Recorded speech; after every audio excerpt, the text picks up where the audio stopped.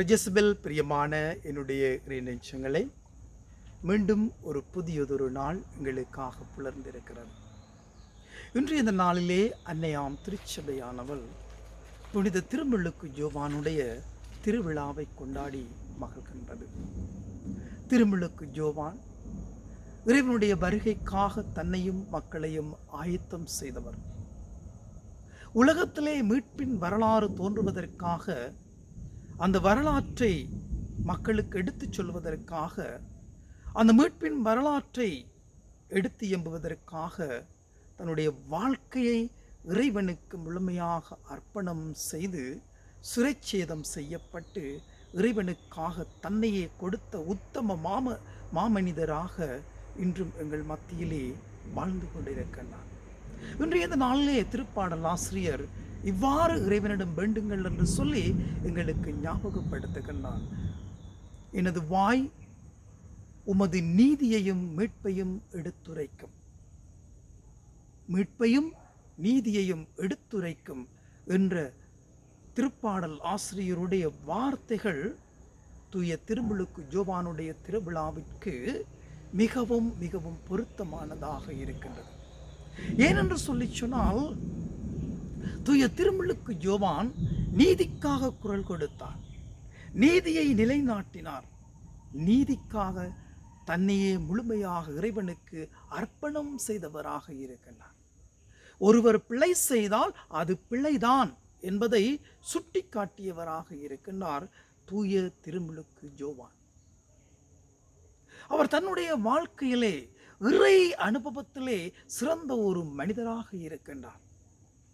இறைவனை தன்னுடைய வாழ்க்கையிலே முழுமுதல் பொருளாக அனுபவித்த ஒரு மனிதராக இருக்கின்றார்.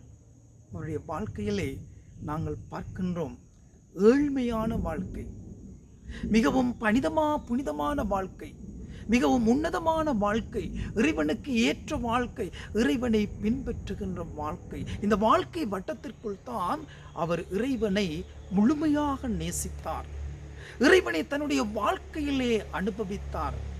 இற்றிலே இறைவனுக்காக சிறைச்சேதம் செய்யப்பட்டு தன்னுடைய இரத்தத்தை இறைவனுக்காக சிந்தினார். இந்த இரத்தத்தின் சின்னமாக இருக்கக்கூடிய தூய திருமுழுக்கு யோவான் இன்று எங்களுக்கு என்ன சொல்லுகின்றார்?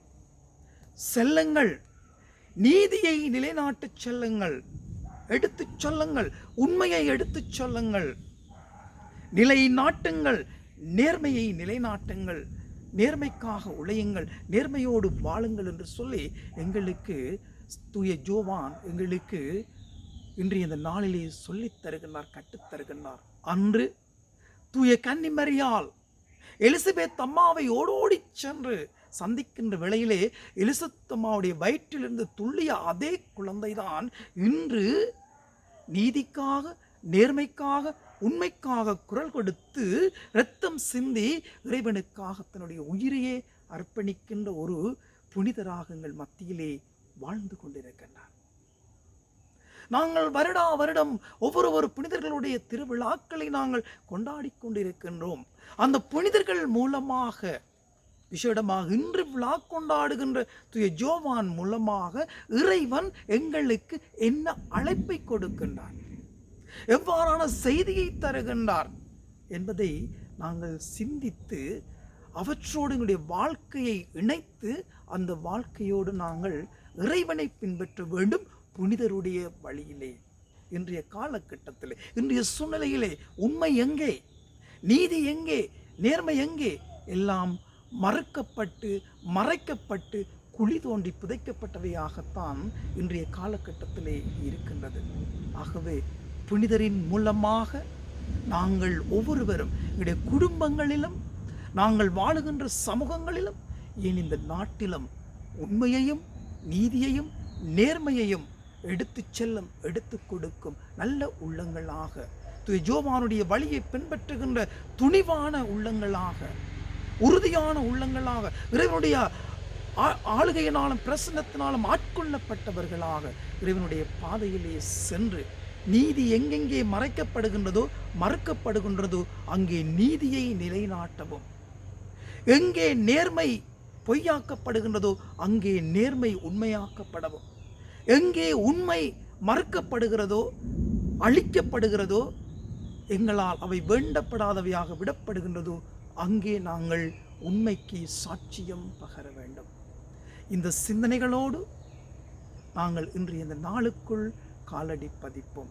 புனித திருமுழுக்கு ஜோவான் மூலமாக நாங்கள் உறுதி பெற்று மனத்திடனடைந்து இறை ஆளுகையோடும் இறை பிரசன்னத்தோடும் நாங்கள் வாழ இன்றைய இந்த நாளிலே ஆண்டவரோடு பயணமாகுவோம். தூய ஜோவானுடைய திருவிழா நல் வாழ்த்துக்களை உங்களுக்கு தெரிவித்து நிற்கின்றேன். அன்னிமரி மூலமாக ஆண்டவருடைய பாதையிலே செல்லவும். எல்லாம் வல்ல இறைவன், தந்தை, மகன், தூய ஆவி அனைவரையும் நிறைவாக ஆசீர்வதிப்பார்.